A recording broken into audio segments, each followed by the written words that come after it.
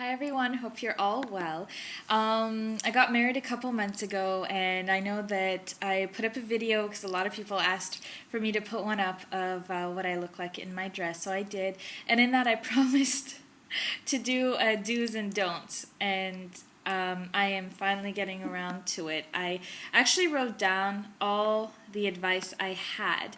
So I'm going to go ahead and share it and try to keep it under 10 minutes, okay? Again, I am not saying that this is all the advice you'll need. I'm not saying you should do it this way. This is only the experience I had, and maybe just even one of these things will help you out and I don't know, give you a different perspective of the day. I don't know, but it's my stab at helping you guys out and sharing my experience. So before the wedding, when you're seeing the vendors, the first thing is if something feels wrong, it is wrong. If a vendor tells you something that throws you off, if they suggest something and they keep going at it even though you're telling him clearly that's not what you want, well, I would definitely say go with another vendor and move on, because I find the vendors who don't see what you're seeing for the day and don't understand what you're wanting are the ones who are gonna screw it up for you. So it happened to me a couple of times, and I moved on and I found even better vendors than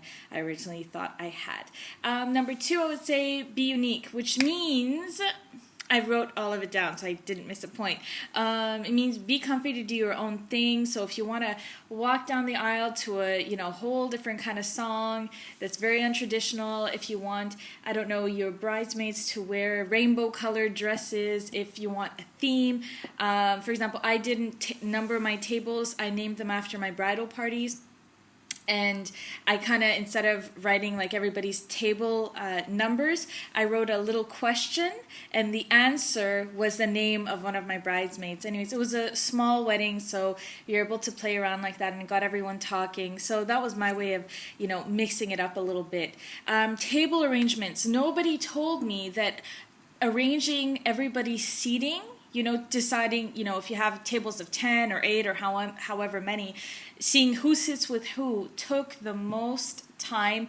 Who was vegetarian, who wanted a kosher meal, who didn't, who wanted halal, who wanted a regular, where were the kids sitting. I mean, it was just a mess, and I would definitely suggest that try to get an idea beforehand, or definitely allocate enough time and try to get as much help beforehand, and don't do it around parents or relatives, because everyone's going to want to throw in something and an opinion of who should sit where. Again, it's all on you. Do it on your own. Avoid all the headaches.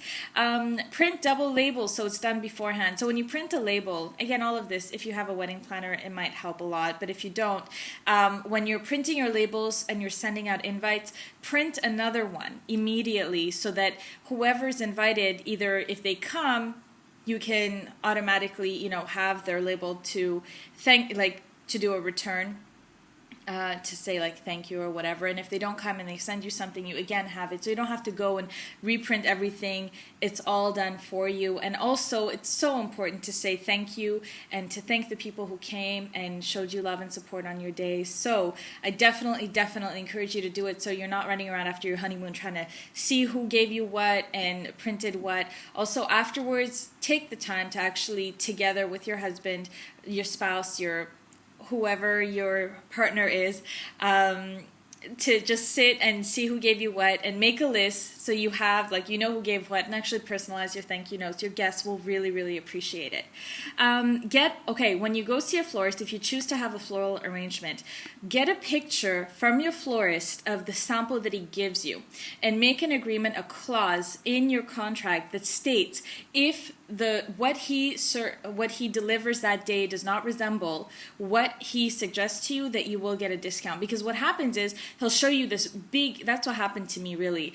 My centerpieces ended up being gorgeous, but what happened was it wasn't as big as he showed us to be. Like in his the mock-up that he did lots of flowers, and it was much bigger, and then the wedding date ended up being like shrunken, and there was no clause. It was clear he had used less flowers, but we're paying as much as he'd said, because he'd counted. He said, okay, in this arrangement we have this many flowers, and that's why I'm charging you this much. Well, on the day of, there wasn't that many flowers in our arrangement, so you want to avoid that.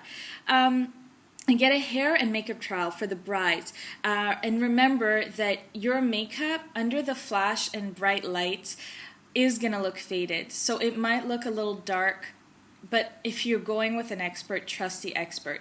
I would also say have an idea of what you want and work with and make sure that the artist understands it, and that's why it's so important to get a trial. Different artists have different rules, and if they'll charge you for trials, some won't. But remember, the day of, allow the artist to do their job. Don't be on your cell phone while he's doing your eyeshadow or she's doing your eyeshadow. And also, once you've agreed, let's say you're doing yourself, your mother-in-law, and a bridesmaid, the day of, don't just shoot in on the artist and say, oh, you're doing 2 extra people. It's really annoying, unless you're going to pay full price for everyone. And you know what? Doing touch-ups for people, don't ask the artist to do that also.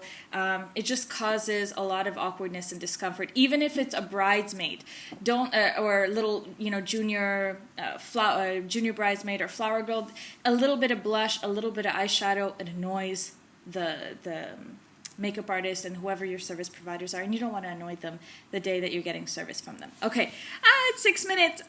Okay, moving on. Give responsibilities to your friends. Tell your MC and maitre d' who they are so you don't have to worry about details. Remember that after the wedding, you won't be in the mood to handle anything with anyone. So I would say get it all out of the way. Agree who you'll owe money to, who you'll owe balances to, and get one of your bridal party, whether it's one of the ushers or your bridesmaid, to handle the balances that way.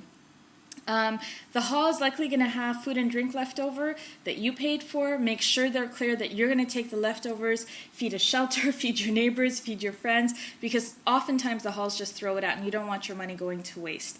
With your DJ, come to an agreement about a song list. Make sure they play it. Put a clause in there that if they don't play the songs that you want, you're not going to pay them, you're not going to pay the balance, because it's your night. What happened to us, we had a whole list of songs that were special to us and they didn't play it. They didn't even have the artists that we wanted on deck, like none of their songs even. Anyways, that's another story. Also, make sure if you're going to play games, if they're going to have activities, that you agree on what activities to play and games to play, what subjects are taboo. Make sure they don't bring up stuff that they're not supposed to say. And that's it. Also, if you're on Facebook, wow, I'm coming up on 8 minutes. I think there's going to be a second video. If you don't have, if you have Facebook, make sure that you add an application. It's called the Wedding application, and it was so useful because for a lot of people, lots of your friends are on Facebook. So you have a countdown to your wedding. You can, put all your friends who are in your wedding party. What else can you do? Your vendors, the location, directions.